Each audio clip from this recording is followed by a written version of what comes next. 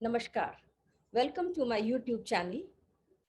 आज हमारे साथ हैं एक ऐसी शिक्षिका जिन्हें भाषाएं सीखने व सिखाने में विशेष रुचि है। ये हिंदी, इंग्लिश, पंजाबी व बंगला भाषा की भी जानकारी रखती हैं। शिक्षिका के रूप में इनका झुकाव विद्यार्थी की एटीट्यूड बिल्डिंग पर विशेष रहता है। हमारे साथ हैं डॉक्टर नीता गोयल।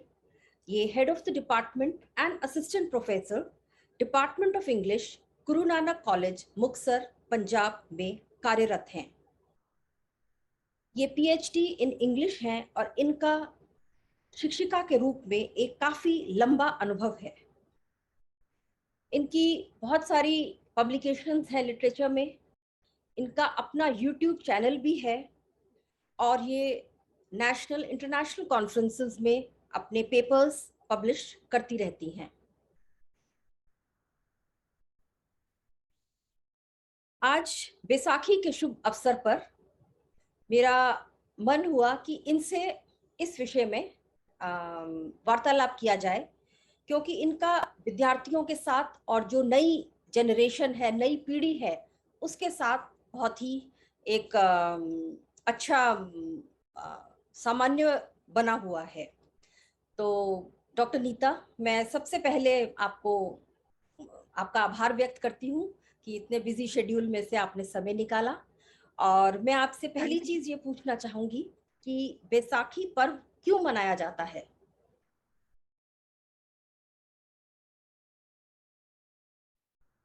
जी, धन्यवाद डॉक्टर दीप्तिमाला।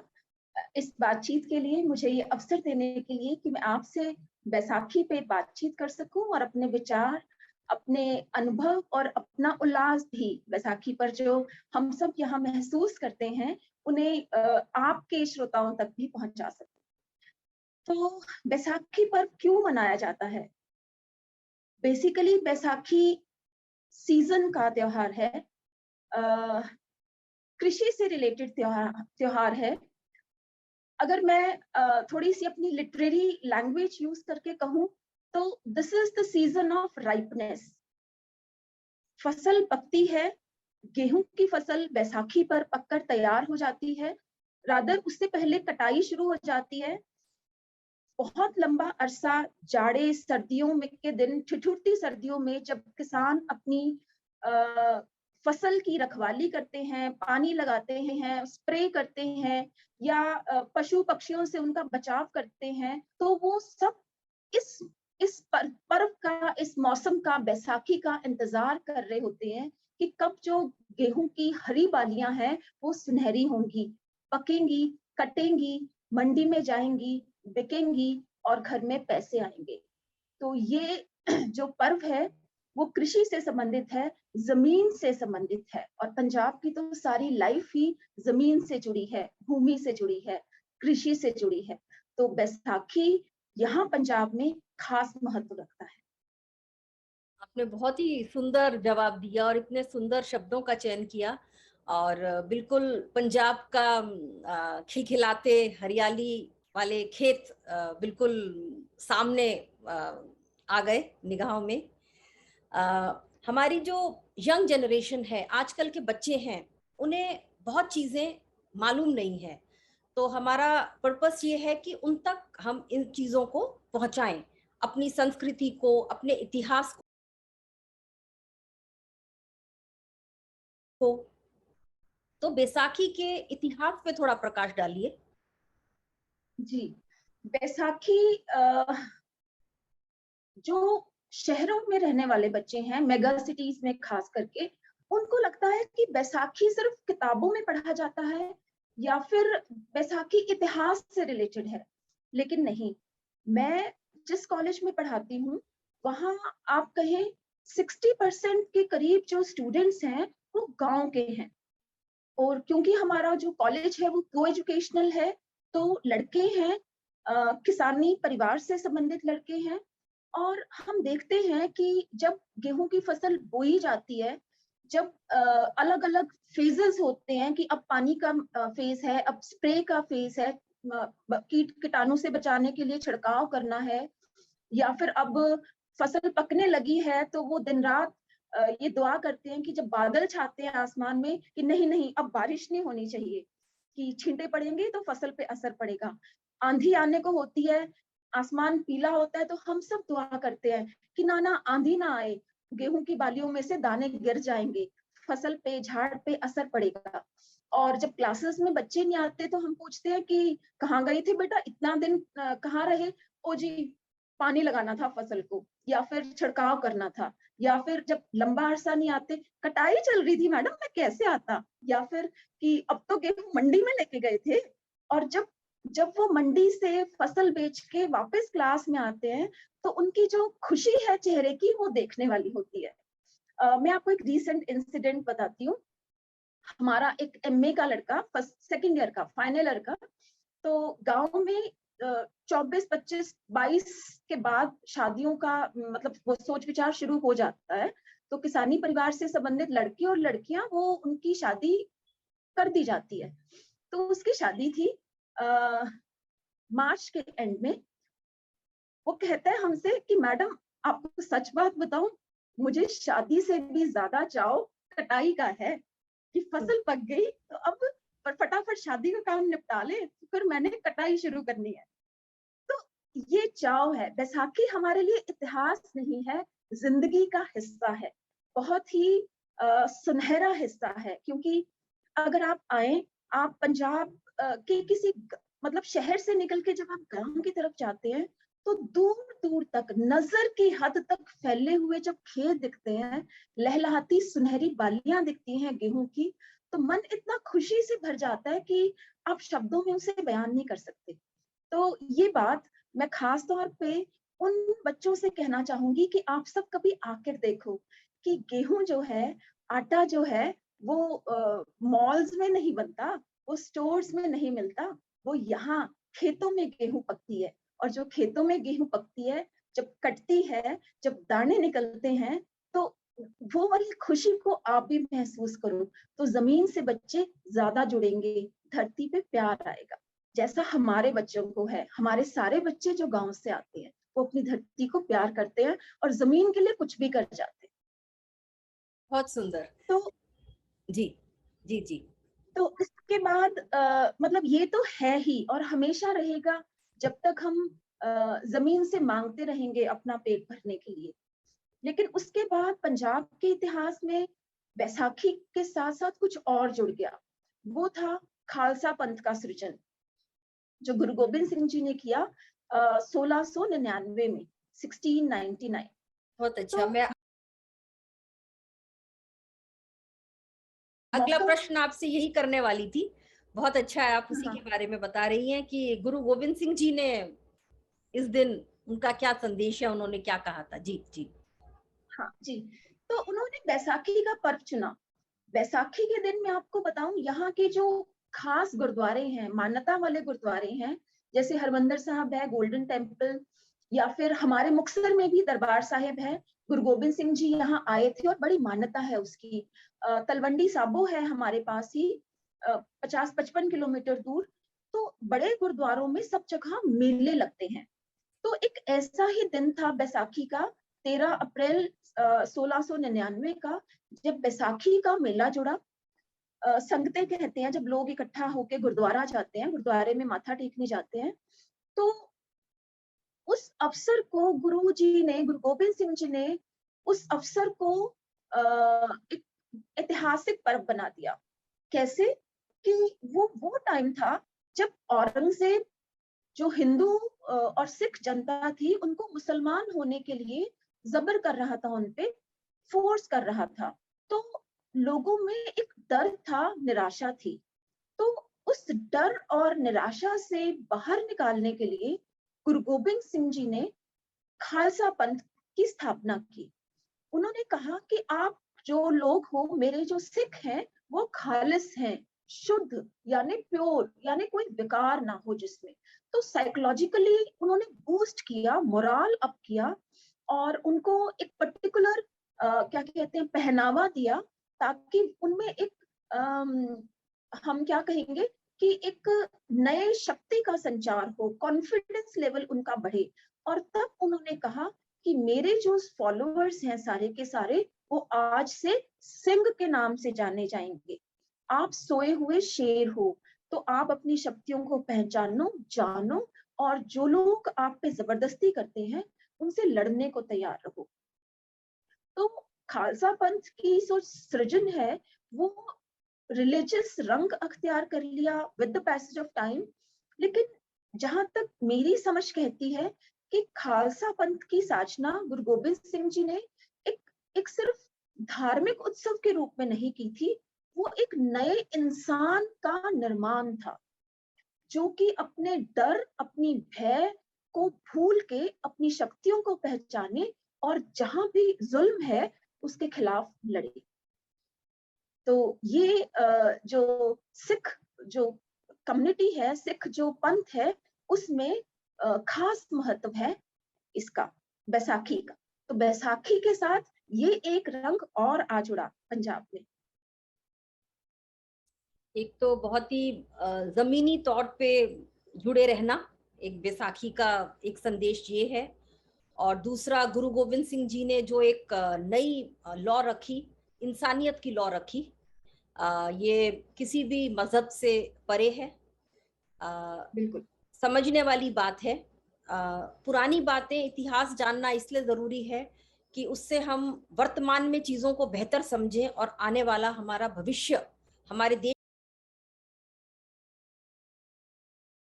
का भविष्य बेहतर बने। इस दिन क्या कोई व्रत भी रखा जाता है? कोई व्रत रखने की परंपरा है? नहीं। गुरु नानक देव जी ने जब सिख धर्म की स्थापना की तो उसमें जितने भी ये जिसको हम कहते हैं रीति रिवाज थे, उनको उन्होंने मनाही कर दी। तो सिख धर्म में व्रत की कोई मतलब प्रोविजन ही नहीं है, नहीं है। व्रत का कोई स्थान नहीं है, किसी भी तरह का व्रत सिक्खी में नहीं रखा जाता। कोई कोई विशेष भोजन इस दिन बनाया जाता है, जैसे हर त्योहार के साथ हाँ एक जी, भोजन जब भोजन जुड़ा होता है? गुरुद्वारे, हाँ जी। जी हाँ जी, तो गुरुद्वारा साहिब में हम जाते हैं जब, तो वहां पे देग प्रसाद, हलवे का प्रसाद तो होता ही होता है। और कुछ हिस्सों में पंजाब के कि खास जलेबियां खाने का रिवाज है। बैसाखी पे जलेबियां बनती हैं और वो जरूर खाई जाती है कि बैसाखी है तो जलेबी तो खानी ही है कुछ हिस्सों में। हाँ हाँ, जलेबी से अपने क्योंकि को पीला रंग एकदम ध्यान आता है, और आपके वस्त्र भी बिल्कुल, पीले रंग के हैं, तो इससे हाँ बैसाखी जी, का और एक रूप अच्छा बिल्कुल। सामने आ रहा है। और हम आ, सब बैसाखी पे पीले वस्त्र पहनते हैं उसी हम्म। चीज को शुभ माना जाता है। याद जी, करने के लिए, वो फीलिंग लाने के लिए। हाँ जी। फीलिंग लाने के लिए। जी जी जी। क्या इस दिन कोई मेला भी लगाया जाता है आपके क्षेत्र में? हाँ जी, जहां जहां ये जो तख्त जिन्हें हम कहते हैं सिख धर्म में, जैसे दरबार साहिब है, अकाल तख्त है, फिर अनंदपुर साहिब में, तलवंडी साबो में तख्त श्री दमदमा साहिब है, यहाँ पे मेले लगते हैं। और जो तलवंडी साबो में जो गुरुद्वारा है दमदमा साहिब के नाम से जाना जाता है, तो वहां सबसे भारी मेला लगता है। क्योंकि मुगल फौज को जीतने के बाद अनंतपुर से निकले, अनंतपुर के किले से निकलकर गुरु साहब मुक्तसर आके, ये ऐतिहासिक जगह है जहां आज हम हैं, तो यहाँ मुगल फौजों से लड़ाई हुई। और इसके बाद मुगल फौजों को हराने के बाद उन्होंने दमदमा साहिब जाके, तलवंडी साबो के गुरुद्वारे में जाके आराम किया। 9 महीने गुरु साहब वहां रहे, दम लिया उन्होंने वहां जाके, और इसीलिए उसे दमदमा साहिब के नाम से जाना जाता है। और शायद इसीलिए जो सबसे बड़ा मेला बैसाखी का माना जाता है वो दमदमा साहिब का ही माना जाता है। इस साल पूरे जो मेला मनाया गया पूरे बैसाखी भारत का, में? तो पूरे भारत में या पंजाब का हाँ सबसे? जी, पंजाब का सबसे, मुझे मुझे अभी तक नहीं पता कि उससे ज्यादा बड़ा मेला बैसाखी कहीं? का, मतलब जो सिख कौम का है वो और कहीं लगता हो। तो हम्म। जहां तक मेरी समझ है, मेरी जानकारी के मुताबिक वो तलवंडी साबो में लगता है। और जो इस बार का मेला मनाया गया, मैं हम जा तो नहीं पाए, देख तो नहीं पाए, लेकिन अखबार में बहुत सुंदर सी फोटो थी कि हाथियों पे नगर कीर्तन निकाले जाते हैं, तो हाथियों पे उन्होंने हाथियों को बहुत ही सुंदर सजा के नगर कीर्तन निकाले। और उस वक्त सारा शहर सजा होता है, और मतलब बैसाखी की ही धूम में सारा शहर रंगा होता है। ऐसा होता है वो उत्सव। तो बैसाखी और गुरबानी का जो इसी को संगीत है, नव वर्ष माना जाता है। हाँ जी, वो तो शायद सारे भारत के लिए ही है। जी जी, सारे भारत के लिए ही है, बस अलग अलग हाँ, प्रांतों में अलग अलग नाम से इस त्योहार को मनाया बिल्कुल। जाता है। बाकी नव हाँ वर्ष जी, तो हाँ पूरे जी, भारत के लिए ही है, बिल्कुल सही। पूरे भारत के लिए। जी जी। आप इस बैसाखी के उपलक्ष्य में कुछ पंक्तियां या कुछ कोई कविता कुछ सुनाना चाहेंगी, क्योंकि आप खुद भी हाँ बहुत अच्छी रचयिता हैं। जी, लेकिन आज के लिए जो मैंने कविता मतलब बैसाखी के मेले पे जो कविता ध्यान आती है, वो हमारे पंजाबी के कवि हुए हैं धनी राम चातरिक। तो सबसे जिसे हम कहते हैं सेलिब्रेटेड पोएम आज तक की, जो हमने स्कूल के टाइम पढ़ी, गाई, तो आज भी मुझे याद है। मैंने लिख रखी है कुछ पंक्तियां, मैं पढ़ूंगी। पंजाबी में है, ठेठ पंजाबी में, और मैं आपको मतलब भी बताऊंगी उसका हिंदी में। कहते हैं धनी राम चातरिक, कविता का शीर्षक है विसाखी दा मेला। विसाखी दा मेला, पक गईयां कणकां लुखाट रसिया, बूर पिया अंबां नूं गुलाब हसिया। जैसे मैंने आपको बताया कि बैसाखी जो है वो सीजन है राइपनेस का, सब कुछ पक गया है। तो जो किसान है वो चीजों के अपनी मेहनत का जो रंग है वो उसे बैसाखी पे दिखाई देने लगता है और उल्लास से भर जाता है। तो उसी उल्लास को दिखाती हुई, उसी उल्लास के रंग से, रस से सराबोर कविता है। वो कहता है कि कनक गेहूं पक गई है, लुकाट का जो फल है वो रस से भर गए हैं, आम को बूर पड़ा है और गुलाब हंस रहे हैं खेतों में, बागा उत्ते रंग फेरिया बहार ने, बेरियां लिफाइयां टहनियां दे पार ने। बाग बहार के रंग से भर गए हैं और बेरियां जो हैं वो फलों के बोझ से लिफ गई हैं, यानी छुप गई हैं।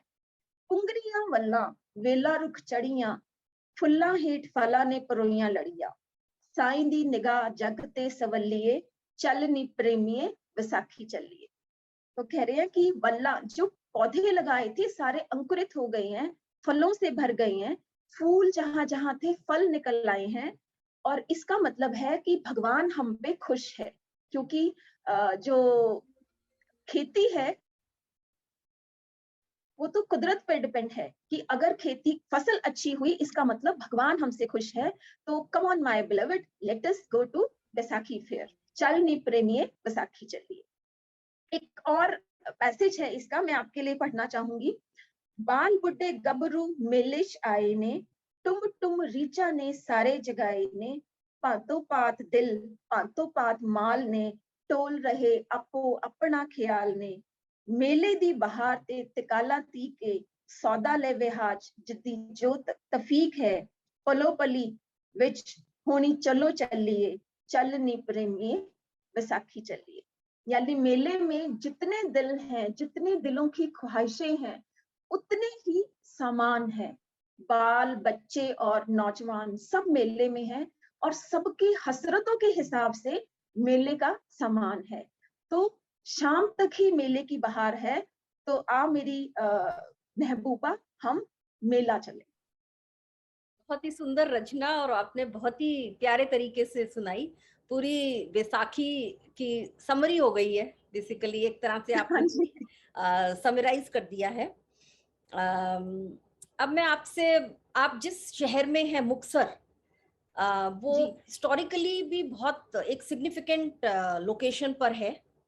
उसको जी। जी इंडिया पाकिस्तान का बॉर्डर भी लगता है, और इंडिया में पंजाब हरियाणा और राजस्थान के बॉर्डर लगते हैं, हाँ जी। जहां तक मुझे जानकारी है। तो आप मुक्तसर के इतिहास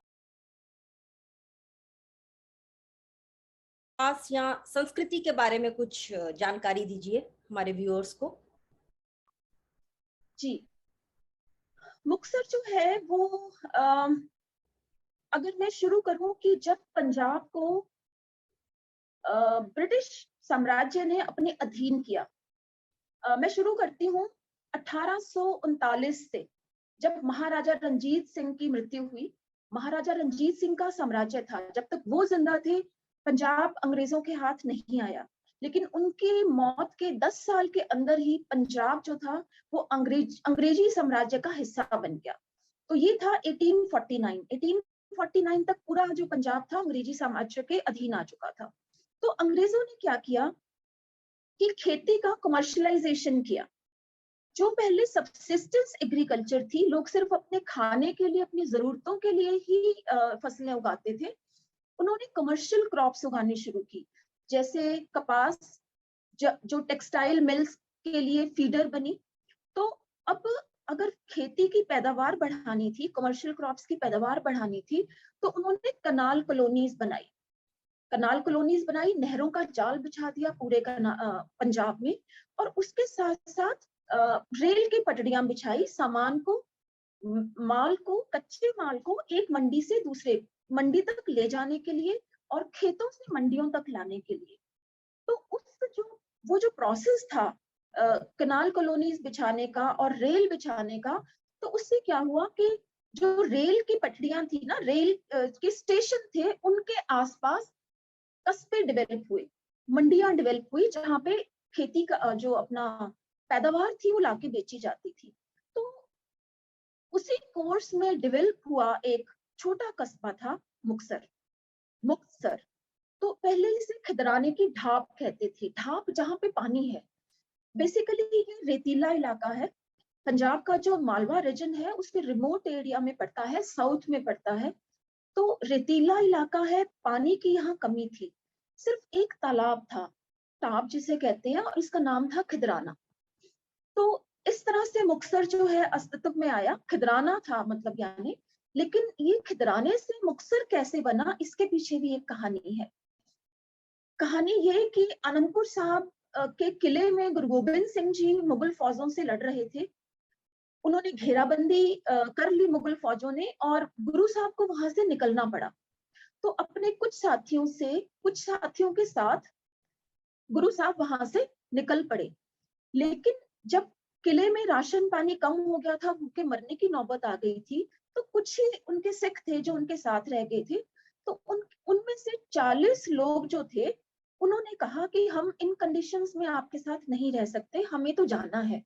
तो उन्होंने क्या किया, एक चिट्ठी लिखी, खत लिखा गुरुजी को कि आज से आप हमारे गुरु नहीं, हम आपके सिख नहीं, और हम यहाँ से जा रहे हैं, हम आपके लिए नहीं लड़ेंगे। तो उसको पंजाबी में हम कहते हैं बेदावा। उन्होंने बेदावा लिख दिया, बेदावा लिख के, और वो वहां से चले आए अपनी जान बचाने के लिए। तो वो थे इस एरिया के सिख, खिदराने वाले एरिया के, मालवे के सिख थे वो सारे।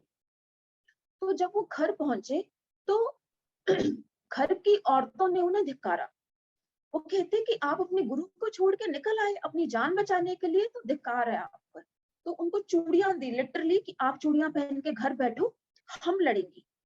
तो उन उन सिखों के घरों में से जो औरतें थी, वो एक सेना की टुकड़ी बनाकर निकल पड़ी, और उसका नेतृत्व कर रही थी माई भागो।